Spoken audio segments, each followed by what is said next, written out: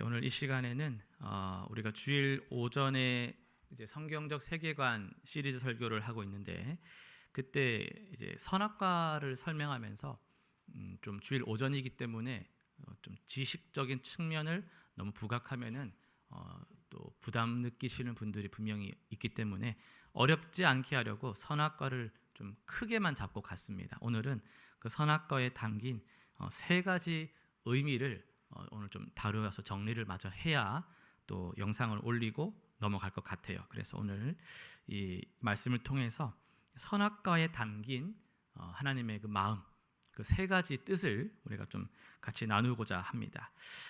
나누기에 앞서서 우리가 지금 이 드림교회가 흘러가는 말씀의 커리큘럼을 여러분들이 좀 잘 이해를 해주시면 더 좋을 것 같다는 생각이 듭니다. 이 성경적 세계관을 여러분이 잘 이렇게 유튜브에 제가 안 지워지게 올려놨으니까 지네 드림교회 치면은 6개 영상이 지금 올라가 있고, 아마 성경적 세계관 시리즈는 기본 시리즈가 30개입니다. 30개, 30강이거든요. 그 정도로 이제 올라갈 건데, 이제 그거가 어떻게 보면 믿음 생활의 가장 이제 베이스, 기초가 됩니다. 그게 이제 목적은 말 그대로 세계관, 성경적 사고할 수 있는 관을 만드는 거예요.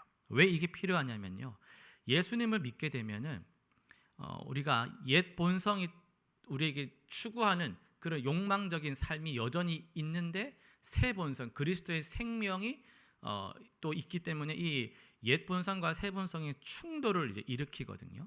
근데 이 성경적 세계관이 없으면 분별이 안 됩니다. 분별이 안 되고 섞여서 어디가 맞는지를 모르게 돼요. 그래서 세계관을 딱 확립을 하면은 세상의 흐름도 분별이 될 뿐더러 성경이 어떤 의미로 우리에게 다가와야 될지가 이제 가이드라인이 형성이 됩니다. 그래서 이 성경적 세계관을 여러분이 잘 들어주시면은 혼자서 성경을 읽으면서도 좀 어려운, 특별히 뭐 예레미야서나 이런 어려운 부분들 아니고서는 그 한글 맥락으로 파악이 되는 부분들은 온전한 적용이 이제 스스로가 가능한 정도까지 가요.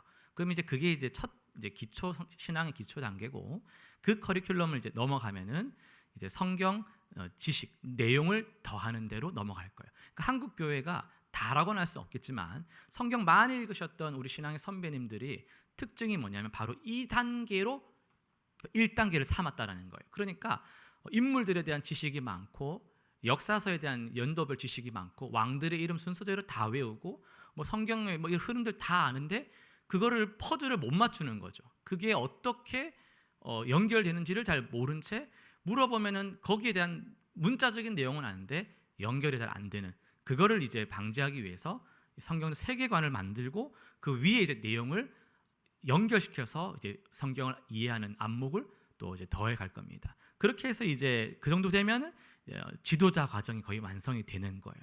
그러면은 세가족부를 맡을 수도 있고 한 기관에서 정말 성경을 좀 지도할 수 있는 중간 리더까지 가는 거거든요. 그래서 교회가 올바르게 성장하려면 선교도 현지 사역자를 양성하는 목표를 가지고 있는 것처럼 교회도 목사 중심의 교회가 아니라 교인 중심으로, 교인이 성경을 혼자서 읽을 수 있고 어느 정도 이해할 수 있는, 연구할 수 있는 그런 자신감도 가지고 열의를 가질 수 있는 그런 신앙으로 계속 제가 서포트하는 게 제 역할이지, 제가 없으면 아무것도 못하는, 설교 안 들으면 신앙생활 다 무너져 버리는 이런 건 이제 건강한 교회가 아니다라고 보기 때문에 이제 이거에 대는 지금 가장 첫 단계를 우리가 하고 있다.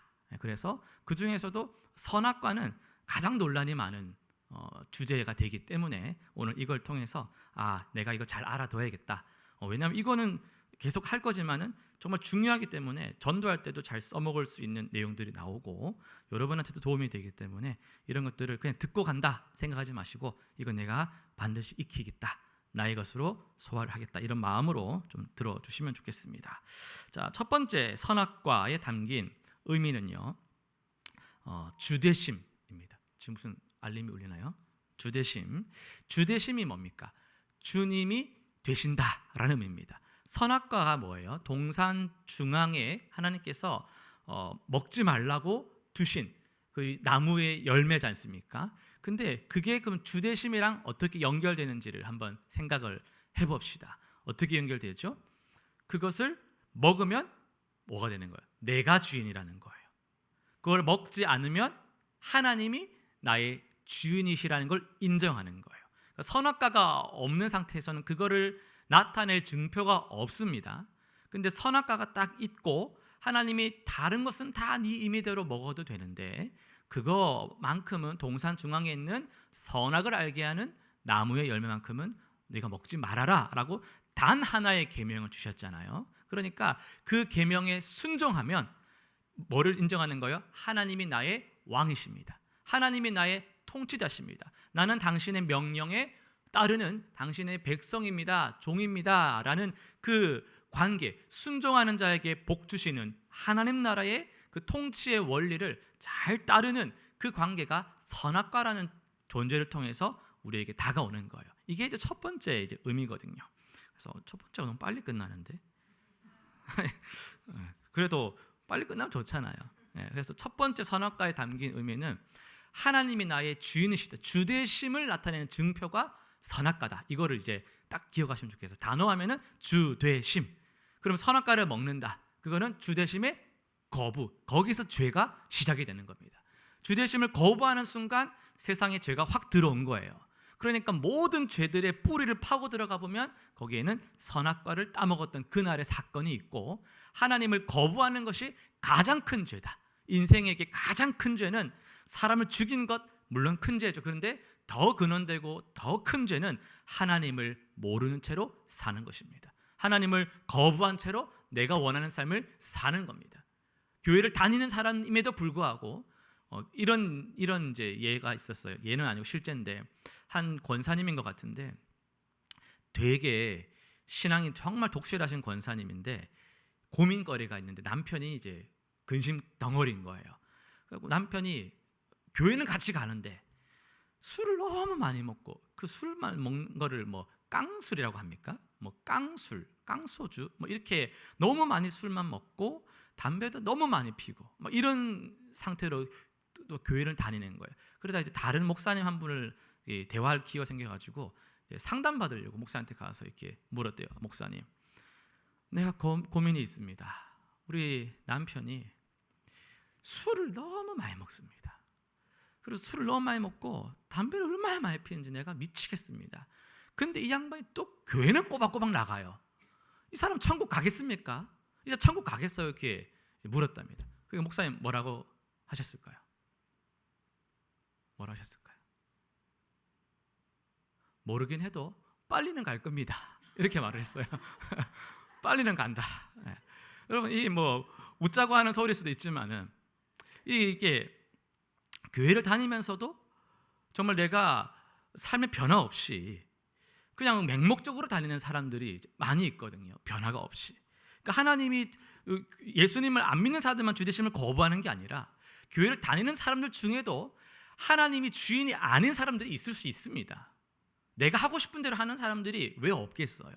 그러니까 이 주되심의 거부, 선악과를 따먹는 사건은 6,000년 전에만 한 번 있었던 사건이 아니라 언제나 우리에게 있을 수 있는, 하나님보다 내가 하고 싶은 거를 하려고 하는 그 순간마다 우리는 또 하나의 선악과를 따먹는 그런 연약한 존재일 수가 있다는 것을 생각할 때 선악과의 의미는 주되심의 인정이다. 내가 이것을 계속 먹지 않을 수 있는 은혜를 구하는, 그게 우리에게 필요한 게 이제 선악과에 담긴 첫 번째 이제 의미고요.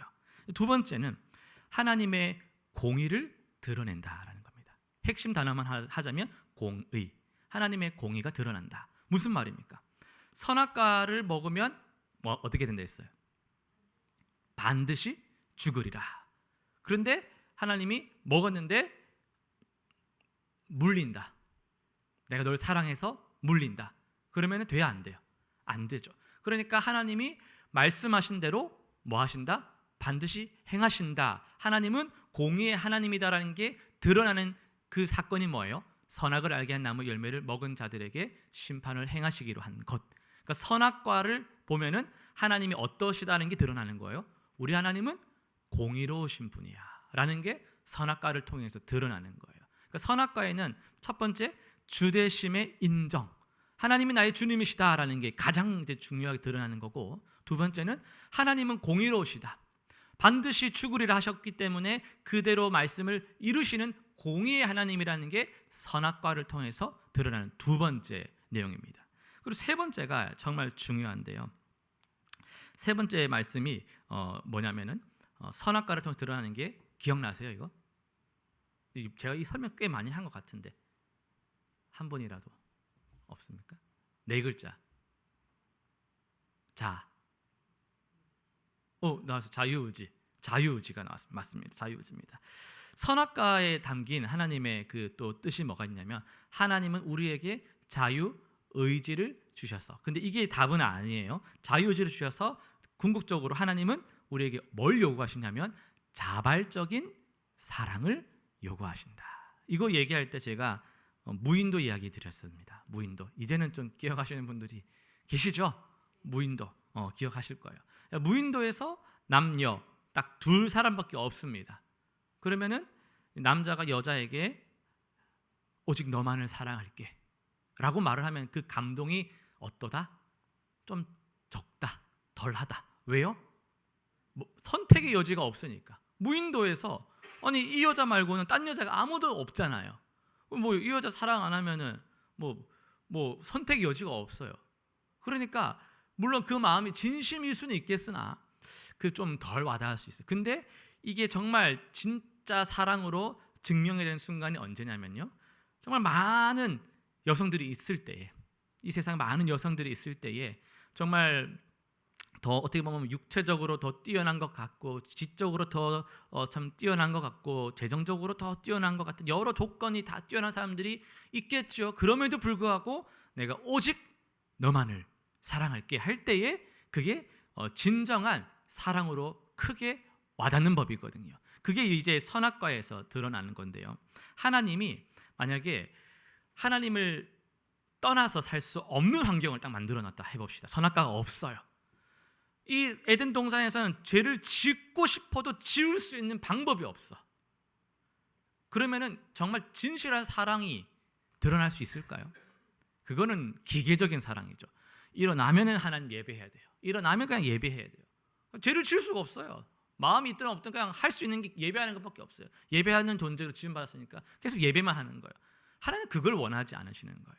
그걸 원하지 않으시기 때문에 정말 세상 그 어떤 것보다도 하나님만을 내가 사랑하겠다라는 그런 하나님만을 사랑하겠다는 자발적인 어떤 선택의 여지가 없어서 강제적으로 기계적으로 사랑하는 그런 수동적인 사랑이 아니라 정말 내가 하나님을 원해서 하는 그 사랑을 원하셨기 때문에 어떤 설정까지 하신다? 하나님을 떠날 수도 있다라는 환경을, 그 위험성을 가지시면서까지도 하나님은 뭐를 원하시는 분이었다?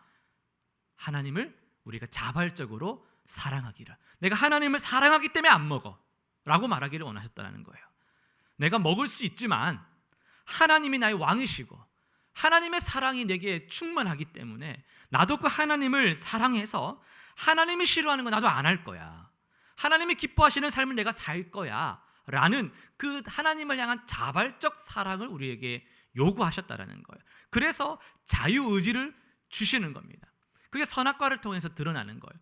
먹을 수도 있고 안 먹을 수도 있는데 하나님은 안 먹기를 원하셨죠. 하나님을 더 사랑하기를 원하셨죠. 하나님만을 왕으로 섬기기를 원하셨죠. 그래서 우리가 떠날 수도 있고 안 떠날 수도 있는 그런 자유의지를 가진 상태에서 하나님을 예배하기를 원하셨다. 두 팔 다 묶어놓고 예배해라, 이런 예배를 원하신 게 아니라, 그래서 순종이 제사보다 낫다라고 말씀을 하시잖아요. 제사라는 형식에 우리를 가둬두는 그것보다는 차라리 내 마음이 하나님을 기뻐하는, 그래서 오늘 말씀에 뭐라 되어 있습니까? 이스라엘아 들으라, 우리 하나님 여호와는 오직 유일한 여호와이시니 하면서 5절에 너는 마음을 다하고 뜻을 다하고 힘을 다하여 내 하나님 여호와를 사랑하라 라고 말하고 있습니다. 그리고 6절을 보시면요, 오늘 내가 너에게 명하는 이 말씀을 너는 마음에 새기고. 여러분, 이 명하는 말씀의 가장 첫 명하는 말씀이 선악과를 먹지 말라는 말씀이었습니다. 그 말씀을 어긴 이후에 나온 율법들이거든요. 그거를 지키지 못했기 때문에 나온 율법들이란 말이에요. 그러니까 지금 이 6절의 말씀은, 이 명하는 말씀은 선악과에 대한 말씀이라고 우리가 가지고 올라갈 수도 있는 거예요. 그러니까 하나님이 나의 왕이시다. 하나님은 이 공의로 세상을 다스리고 계신다.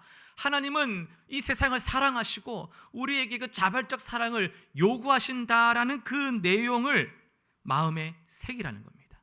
그거 붙들고 세상을 살아가라는 겁니다. 그러면서 7절에 그 어떤 또 우리의 삶을 요구하고 있습니까?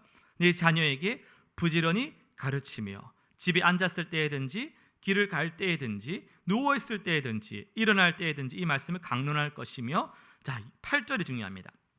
너는 또 그것을 내 손목에 매어 기호로 삼으며 내 미간에 붙여 표로 삼고, 그리고 9절까지 또 내 집 문설주와 바깥문에 기록할지니라. 이 7절, 8절, 9절에 보면요, 이 특별히 미간에 붙여 표로 삼고, 왜 미간에 붙여야 했을까요? 에덴 동산을 생각해 보세요. 어디 있었습니까? 선악을 알게 한 나무 열매가 중앙에. 왜 중앙이었죠? 잘 보이니까, 잊어먹을 수가 없으니까, 깜빡할 수가 없어요. 안 보여서 먹었습니다. 이건 줄 몰랐습니다. 한 380개 돼가지고 그 중에 이거 뭐를 피해야 될지 몰라, 이게 아니었잖아요.